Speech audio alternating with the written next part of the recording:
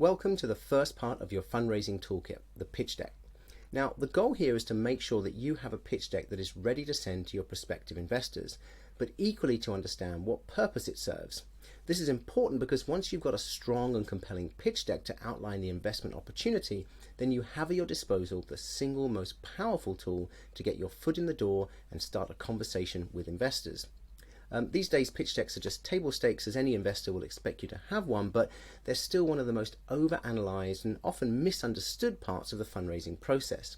And it's important to first understand what a pitch deck is and what it is not. This matters because it sets the tone for how you'll be engaging your investors. So what is a pitch deck not? Well, firstly, it should not be too long. It's not a chance for you to tell your investor everything about your business. And it's not a substitute for a meeting or conversation about your business. And it should also be something that is not unsolicited. So you want to try to get someone to ask for your pitch deck if it's to have any chance of being read by someone with any decision-making power.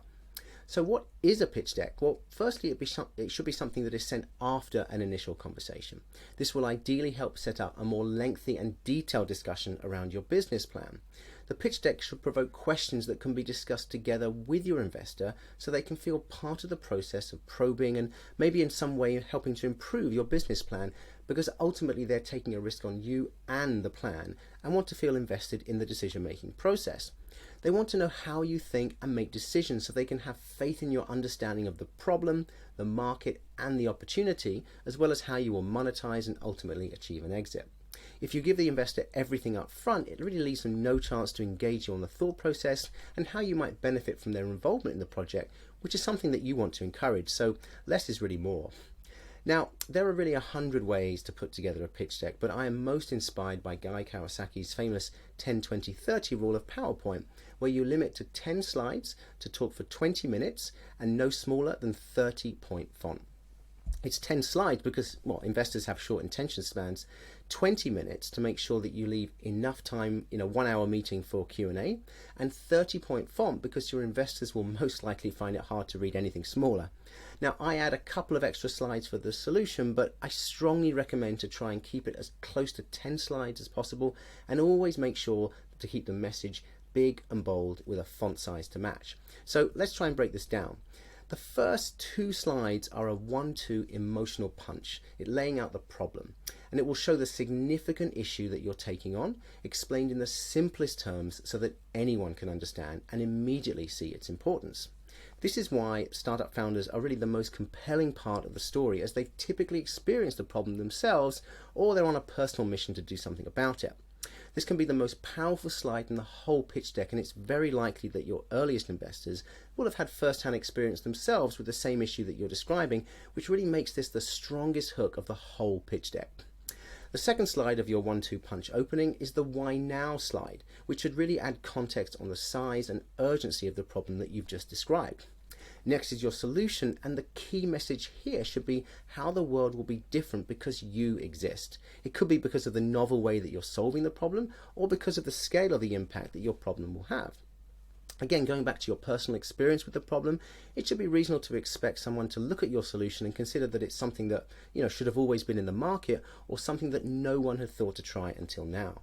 You should really try following this with a summary of your USP, which should summarize what together makes your offering so compelling. And then finally round off with a statement of why you will win in the market, because you are so different to what is currently available. The fourth part is traction, which shows how you've achieved anything with the resources that you've had to date, any partnerships formed, or even team members, non-execs, or advisors that have joined.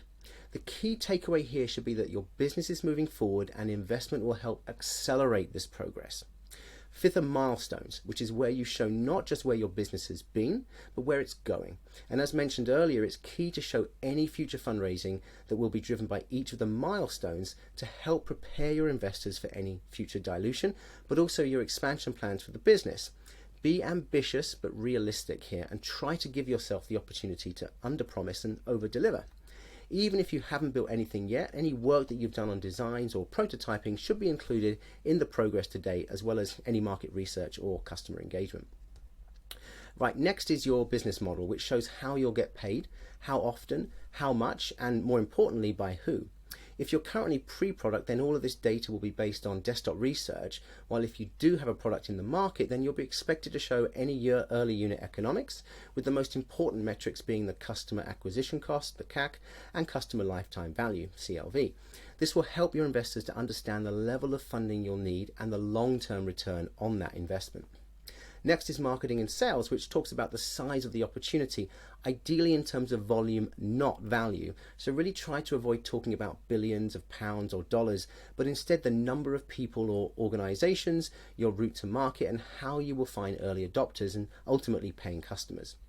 Number 8 is competition, where you get to decide how best to show off your solution compared to what is currently on the market. You can take the simplest approach by just seeing what features or benefits your product has compared to other competitors. You might also look at 2 very simple variables or features like price and quality, or as we saw in the original Airbnb pitch, affordable versus expensive solutions, combined with where those tractions are either online or offline. 9 is your team slide. This is really where you can show off your expertise and experience of your founding team. If that's just you, then you'll want to add anyone who's been advising you to date. That can be just friends for now, but if they bring relevant experience, then it really adds to your credibility.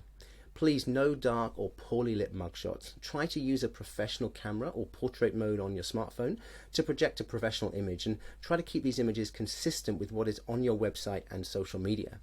Finish with a strong call to action, which should be a message to join your mission to help solve the massive problem that you've identified.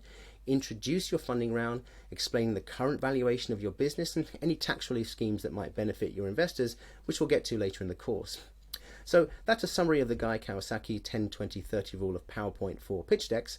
And if you go into the 0 to 150k resources, you'll find the same material with a space for you to add your own ideas, where I use another 20 as part of the rules, as I suggest that you limit to 20 words or less per slide to really force you to explain things in a way that shows that you understand the problem and the opportunity better than anyone else. You'll also see on that slide an example for my own health tech on the Mend, where I break down each of the messages for each of the slides, holding to that 20-word rule. So why don't you try and see if you can enter your own ideas in less than 20 words per slide, so you can start building that winning pitch deck to get those conversations going with investors, and I will see you in the next part about the website. See you later.